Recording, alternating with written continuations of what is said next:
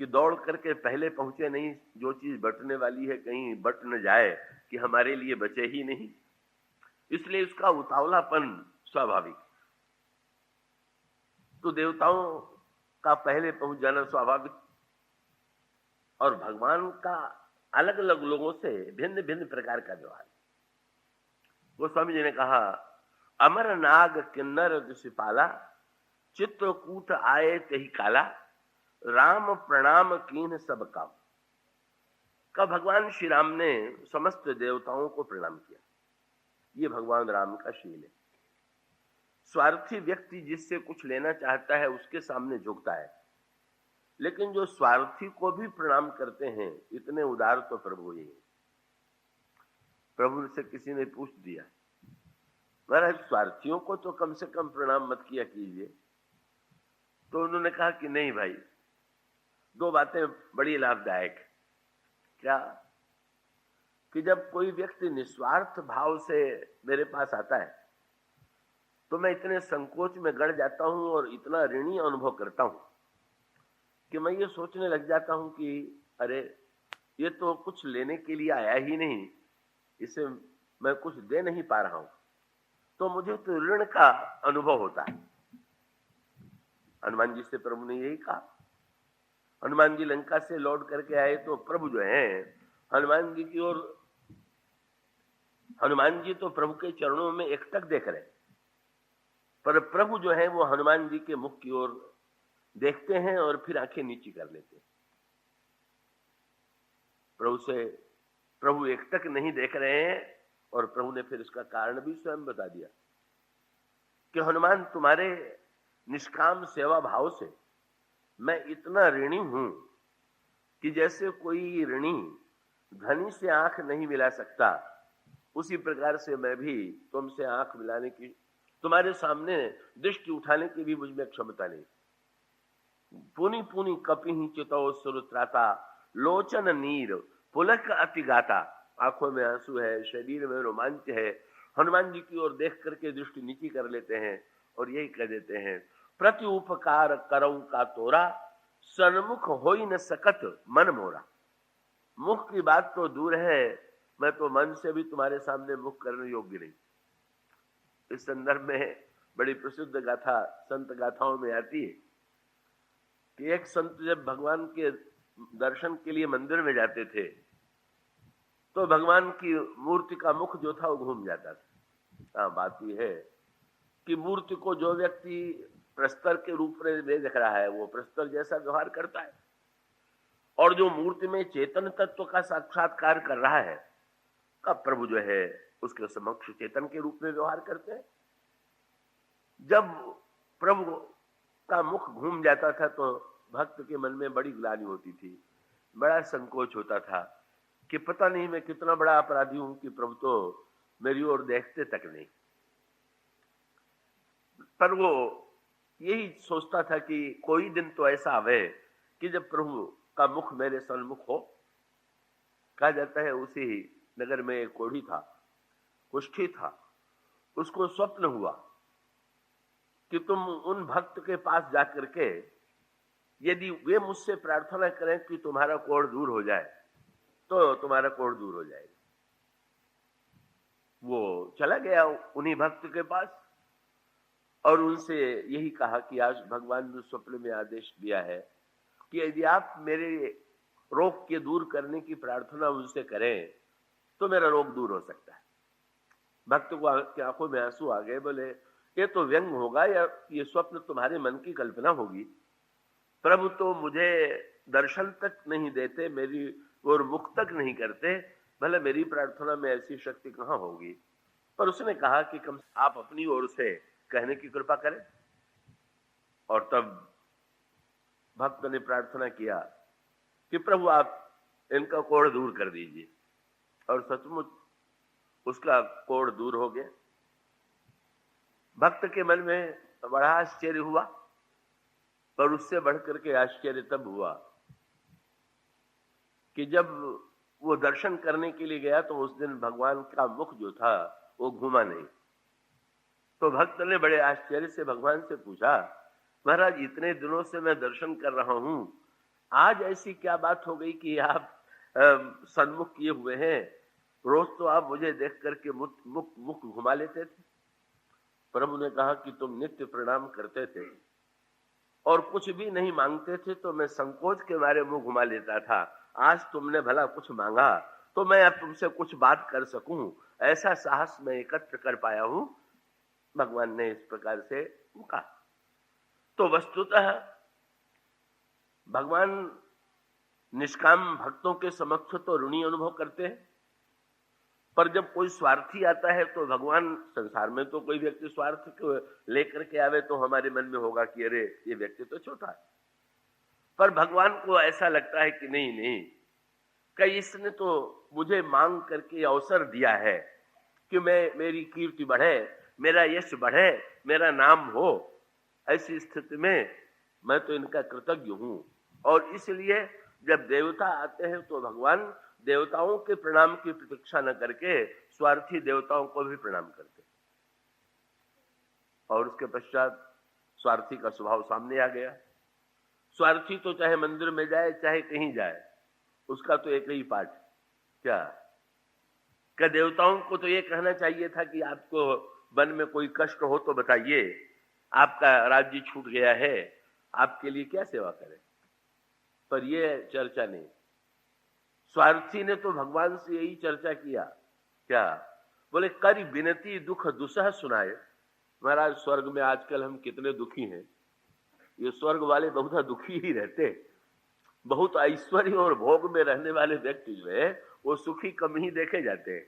करी विनती दुख दुसह सुनाए और हर्षित निज निज सदन सिधाए। पर प्रभु स्वार्थ को देख करके कभी घृणा नहीं करते, कभी उपेक्षा नहीं करते, स्वार्थी का निरादर भी नहीं करते। भगवान ने देवताओं से कहा, आप लोग घबराए नहीं, आपकी समस्याओं का हम समाधान करेंगे। देवता प्रसन्न होकर के लौट गए। और उसके बाद परमार्थी मुनि आए, और परमार्थी मुनियों को जब प्रभु ने देखा तो बिल्कुल उनके लिए साष्टांग प्रणाम करने लगे। आवत देख मुदित मुनि वृंदा, कीन दंडवत रघुकुल चंदा। भगवान साष्टांग प्रणाम करते हैं परमार्थियों को। और मुनि रघुबर ही लाई उरले ही, सुफल हो नहीं तो आशिक दे। बहुत बढ़िया बात है। भगवान तो देन लेन दोनों के लिए तैयार है। स्वार्थी है तो कहते भाई ले लो, और कोई परमार्थी कहे कि मुझे कुछ नहीं चाहिए तो कहते फिर मुझे को कुछ दे दीजिए, अगर लेने में संकोच है। तो भगवान को मुनियों ने प्रणाम प्रभु ने क्यों किया? प्रभु ने कहा कि आप लोगों को तो कोई आवश्यकता नहीं है, पर मुझे आपके आशीर्वाद की तो आवश्यकता है ना, तो आप अपना आशीर्वाद ही दे दीजिए। मुनि लोग भी हृदय से लगा करके प्रभु को आशीर्वाद दे देते हैं।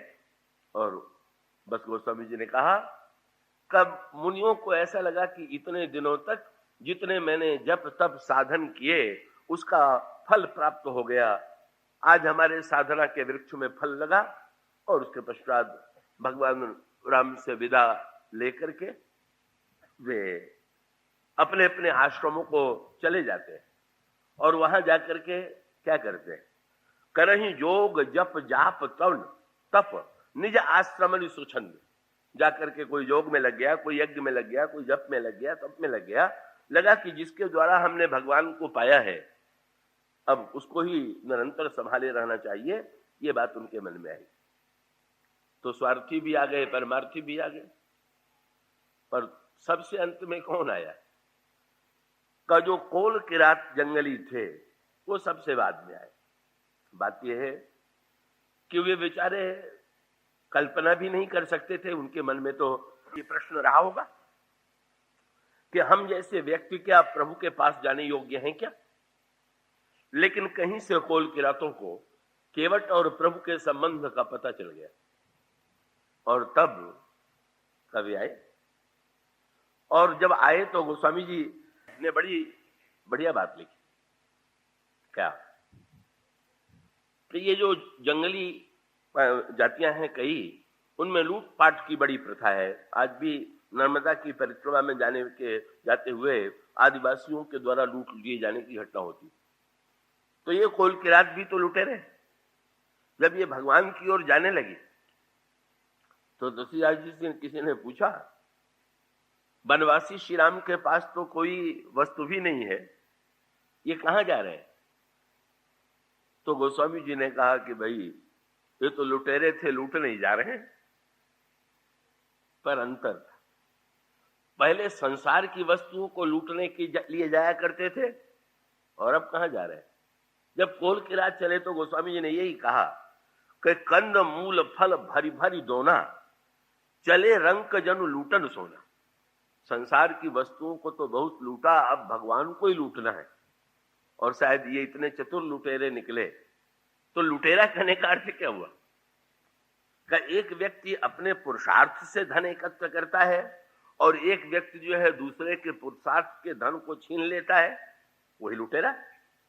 तो मुनियों ने तो पुरुषार्थ करके भगवान को पाया और ये लोग तो लुटेरों की तरह पहुंच गए और बिना लिए हुए क्या थे, हाथ में दोना था और दोने में कंद और मूल और फल सया करके ले गए। चले रंग जनु लूटन सोना, वो उस कंद मूल फल के को दोने में लेकर के प्रभु को दिव्य रूप से सचमुच जब वे पहुंच जाते हैं तो एक नई बात गोस्वामी जी से किसी ने पूछा कि अभी देवता आए थे, अभी मुनि आए थे, कोल की रात तो सबसे गए बीते।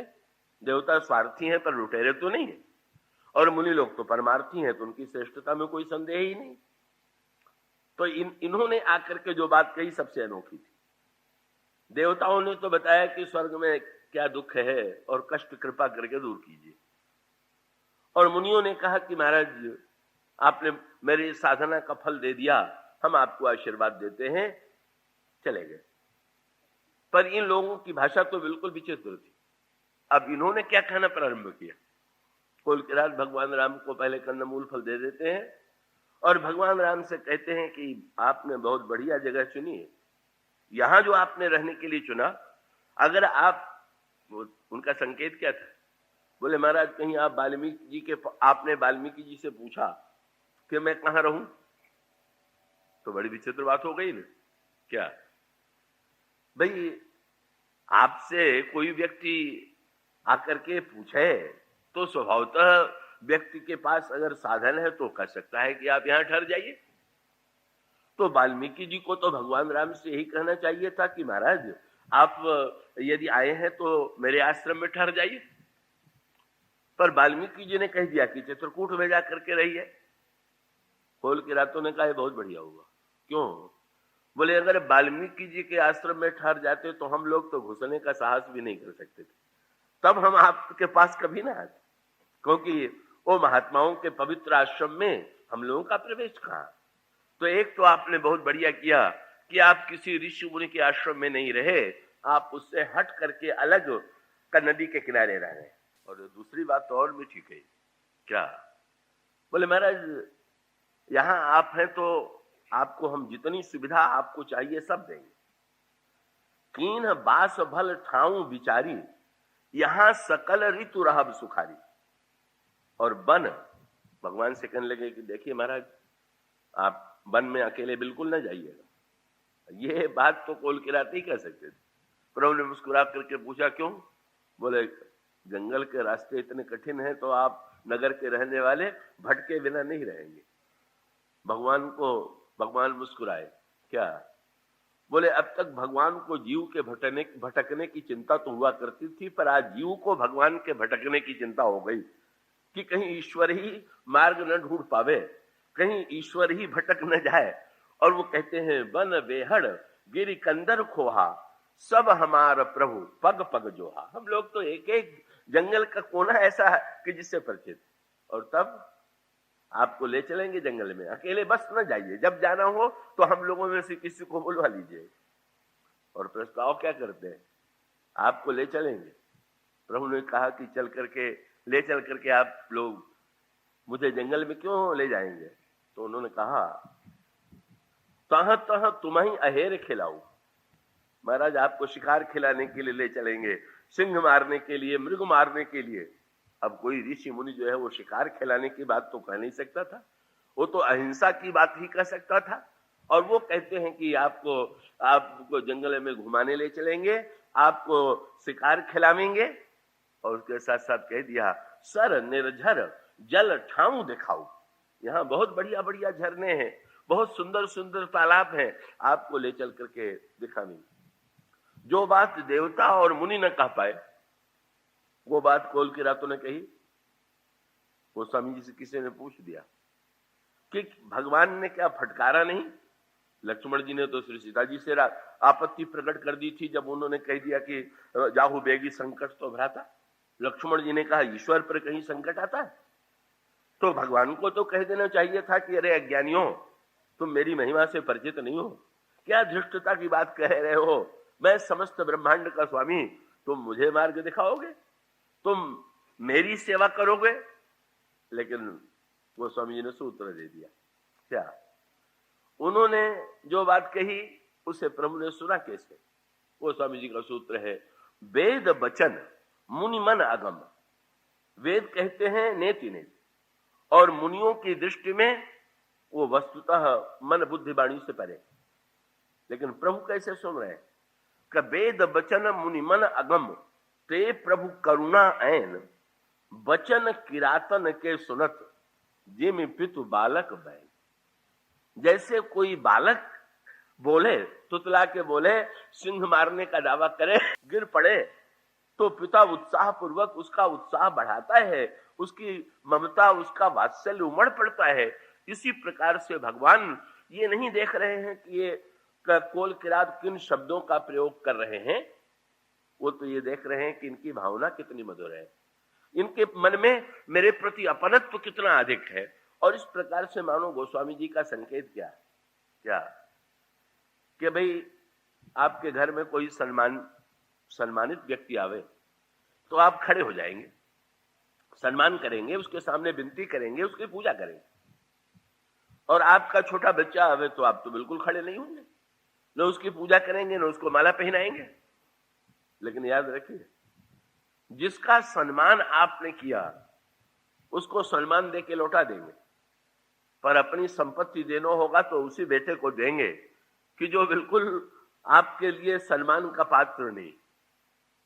इस दृष्टि से विचार करके यदि देखें तो मानो संकेत ये हुआ कि ईश्वर हम लोगों को एक दृष्टि से, ये तो जीव के मान्यता के संबंध की अनुभूति का प्रश्न है कि संसार के प्रत्येक जीव ही ईश्वर के पुत्र हैं। और जब वो जीव कोई बात ईश्वर के संदर्भ में कहता है तो उसको सुन करके भगवान बुद्ध के और तर्क की कसौटी पर उसको कस के नहीं देखते, बड़े प्रसन्न होते हैं। क्या सोच करके? वो स्वामी जी ने सूत्र दिया, यही भांति निज निज मति विलास मुनीस हरि ही बखान ही, लेकिन प्रभु भाव गाहक। भगवान शब्द के गाहक नहीं है, का वो तो भाव के ग्राहक हैं, और भाव जिस भाव में मिले, ऐसे खरीदार है भाव को कि भाव जिस रूप में भी मिले, प्रभु भाव गाहक राम परम कृपालु सुनि सुख माने ही। और इसका तात्विक अभिप्राय यह है कि ईश्वर के संदर्भ में जो कुछ कहा जाता है वो वस्तुतः समग्र सत्य नहीं होता है, तात्विक सत्य नहीं होता है, का वो तो व्यक्ति की अपनी युक्ति होती है, अपनी बुद्धि होती है। पर इतना होते हुए भी ईश्वर तो प्रसन्न होता ही। और दूसरी ओर इसका तात्पर्य ये हुआ, अब मैं आशा करता हूं आप पूरी एकाग्रता से जो बात मैं कह रहा हूं थोड़ी गंभीर होगी, उसे सुनेंगे कि भाई ईश्वर के संबंध में हम जो व्याख्या करते हैं उस व्याख्या की कसौटी क्या है।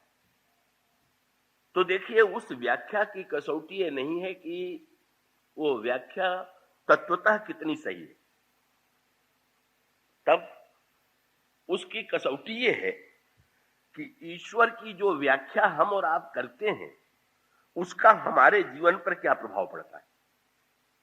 और इसका अर्थ क्या हुआ कि जैसे दृष्टांत के रूप में यूं लें कि हमें आप में से अनेक व्यक्ति कहते हैं, और रामायण में और सारे शास्त्रों में वर्णन है कि ईश्वर जो है वो तो परम कृपालु है, या ईश्वर जो है वो दोष नहीं देखता है, रामायण में बार बार कहा गया। अब इस प्रकार समझ लेने के बाद ये वर्णन आता है, जब भगवान राम के स्वभाव की कोमलता का वर्णन किया शंकर जी ने कि प्रभु का स्वभाव कितना कोमल है। यह रहत न प्रभु चित्त चूक किए की, करत सुरति सहबार ही की। या श्री भरत जी ने जब ये कहा कि प्रभु कपूर कुमत खल कठिन कलंकी, नीच निशील निरीस निसंकी, तेउसुनि शरण सामुहे आए, सकृत प्रणाम किए अपनाए, देख दोष कबहू न उड़ाले। श्री भरत से भगवान राम ने कहा, भरत तुम अपने में व्यर्थ दोष गिनाते हो, मैं तो नहीं मानता कि तुम में कोई दोष है। श्री भरत ने कहा, प्रभु दोष है तो, पर आपकी आंखें ऐसी हैं कि आपको दोष नहीं दिखाई देते। ठीक, इन प्रसंगों को हम पढ़ना चाहिए, लेकिन कसौटी क्या है भगवान के स्वभाव। तो एक तो बड़ी बहुधा जैसा होता है कि ये अगर हम समझ लें कि भगवान, ये पढ़ ले कि भगवान दोष नहीं देखते, और इसको पढ़ करके बड़े निश्चिंत और प्रसन्न हो जाए कि जब देखते नहीं तो मनमाने दोष करो, जब भगवान बुराई देखते नहीं तो बुराई करने में हानि क्या है, तो वो सत्य होते हुए भी अनर्थ हो गया। उसका अभिप्राय है कि वो सत्य आपके लिए सत्य न रह करके का वो वस्तुतः महानतम अकल्याणकारी हो गया। इसका अभिप्राय कि दूध पौष्टिक है, पर इसकी कसौटी यह है कि दूध पीने के बाद अगर आपको स्वस्थता का अनुभव हो तो आपके लिए दूध ठीक, पर दूध पीने के बाद अगर आपको अतिसार हो जाए या कोई रोग हो जाए तो फिर ऐसी स्थिति में दूध कितना भी अच्छा क्यों न हो, वो तो आपके लिए अच्छा नहीं। पर वो श्री भरत के संदर्भ में बात आती, ये आप जानते हैं कि श्री भरत जी कैकेयी जी को उन्होंने जीवन भर मां कह करके नहीं पुकारा। जब प्रभु वन से लौट करके आए और लोगों ने कहा कि श्री भरत जी तो कैकेयी जी को मां कह करके कभी पुकारते ही नहीं, तो प्रभु ने एक दिन एकांत में श्री भरत से पूछा, भरत तुम्हारा हृदय तो इतना कोमल है कि तुम जैसे संत में कहीं दोष दिखाई ही नहीं देता, तो तुम संसार में दोष नहीं देखते हो, पर ये बताओ कि क्या तुम मां को मां नहीं कह करके पुकारते हो, इससे बढ़कर के आश्चर्य क्या होगा। प्रभु परीक्षा ले रहे थे। भरत जी ने बहुत बढ़िया दो बातें कही। भरत जी ने कहा, प्रभु क्या आपको लगता है कि जिन कैकेयी जी को आप मां कह करके पुकारते हैं, मुझे तो मालूम है कि आप तो उनको दिन रात मां कह करके पुकारते हैं, तो प्रभु आपके मुंह से मां शब्द सुनने के बाद भी क्या अभी उनके मन में मुझसे मां सुनने की लालसा बाकी रह गई है क्या? इसका अर्थ तो हुआ कि जैसे कोई मिठाई खाने के बाद गुड़ की इच्छा करे। बोले अब साक्षात ईश्वर होकर के जब आप मां कहते हैं तो भरत कहे या न कहे इसका महत्व क्या है? और मुझे विश्वास है कि आप कैकेयी जी से पूछिएगा तो उन्हें कभी असंतोष नहीं होगा कि भरत मुझे मां क्यों नहीं कहते। आप तो कहते हैं, लेकिन भरत ठीक है, मां को असंतोष न हो और मैं तो उनको मां कहता हूं, पर तुम क्यों नहीं कहते हो? मां शब्द तो बड़ा ही ललित है, बड़ा ही मधुर है, बड़ा सम्मान का सूचक है। श्री भरत जी ने बहुत बढ़िया बात कही। उन्होंने कहा, प्रभु ये बताइए कि कोई वस्तु बहुत अच्छी हो पर अगर वो सामने वाले के लिए कुपथ्य हो तो उसे देना चाहिए कि नहीं? दूध अच्छा है पर किसी को अत्याचार हो जाए, घी अच्छा है पर किसी को खांसी आने लगे, या जितनी अच्छी वस्तुएं हैं अगर वो किसी के शरीर में रोग की सृष्टि हो तो उसे देना चाहिए कि नहीं? प्रभु ने कहा, नहीं, उसे तो नहीं देना चाहिए। तो श्री भरत ने कहा, प्रभु ये मां शब्द चाहे जितना बढ़िया हो पर कैकेयी जी के लिए तो कुपथ्य है। क्यों? बोले लड़कपन में मैंने मां कह करके पुकारा और उनमें इतनी ममता बढ़ी कि आपको वन भेज दिया, तो मुझे डर लगता है कि फिर से कहीं मां कह करके पुकारूं और फिर ममता आ जाए और फिर कोई अनर्थ कर बैठे। इसलिए उनका भी कल्याण इसी में है कि ये मां शब्द वाला कुपथ्य मैं उनको न दूं। तो मूल सूत्र ये है कि भगवान के संबंध में चाहे वेदांत हो, चाहे भक्ति हो, चाहे धर्म हो, इसकी कसौटी ये नहीं है कि वेदांत का तत्व ज्ञान क्या है, इसकी कसौटी ये नहीं है कि भक्ति क्या है, इसकी कसौटी ये नहीं है कि धर्म क्या है, इसकी कसौटी ये है कि उस व्याख्या के द्वारा जो आप वेदांत की या भक्ति की या कर्म की करते हैं, उसका आपके जीवन पर क्या प्रभाव पड़ता। और सूत्र दे दिया गया, शंकर जी ने ये कसौटी बता दिया। पार्वती जी ने भगवान शंकर से पूछ दिया, आप लोग भगवान के स्वभाव की कोमलता का इतना वर्णन किया करते हैं, इससे तो लोगों को बुराई करने की प्रेरणा मिलेगी। यही बात विभीषण के मन में आई, यही बात तो सुग्रीव के मन में आई। जब भगवान विभीषण की शरण में आए और विभीषण का विरोध करते हुए सुग्रीव ने भगवान को चेतावनी दिया, आवा मिलन दशानन भाई, महाराज रावण का भाई आपसे मिलने के लिए आया हुआ है।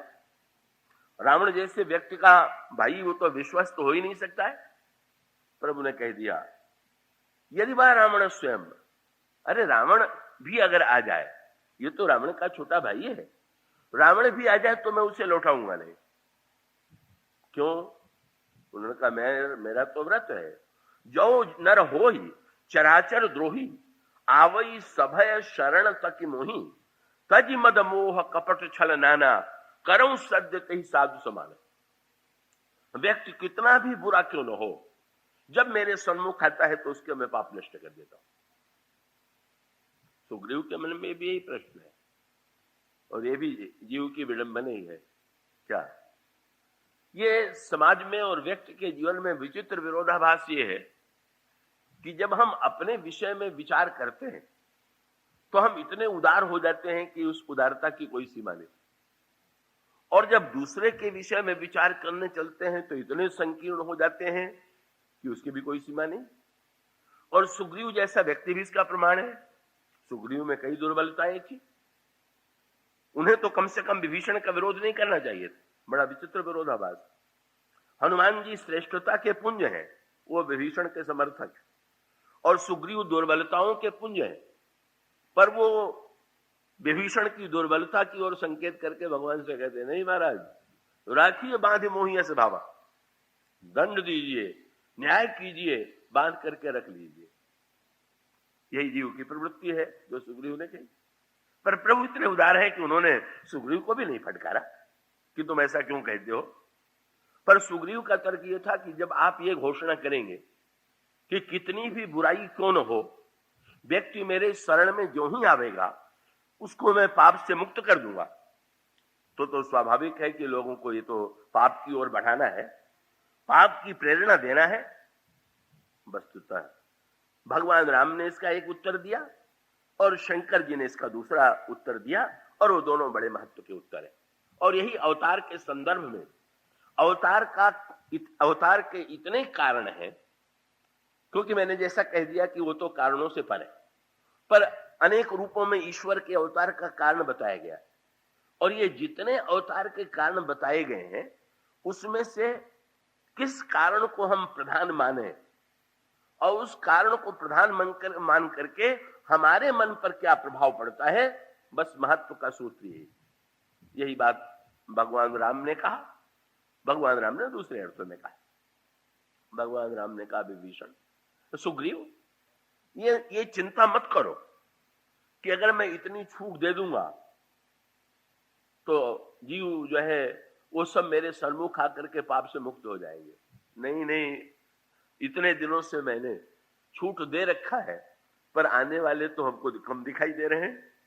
क्यों? भगवान ने कहा, समस्या यह है कि मेरी ओर से तो छूट है, पर वो लोग तुरंत कसौटी उन्होंने बता दिया